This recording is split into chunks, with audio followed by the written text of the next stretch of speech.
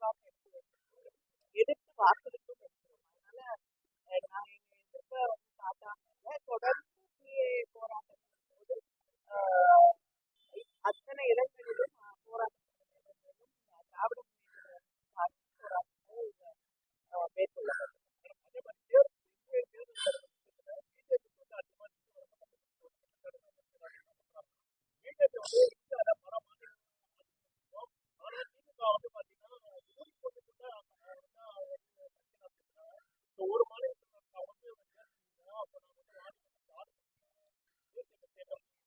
அதே மாதிரி நிறைய சந்தேகங்கள் இருக்கு. அவங்க யார் யார் தேர்தல் எதுக்கப்புறம் வழங்கியிருக்காங்க அப்படின்னு கேள்விகள்லாம் வருது.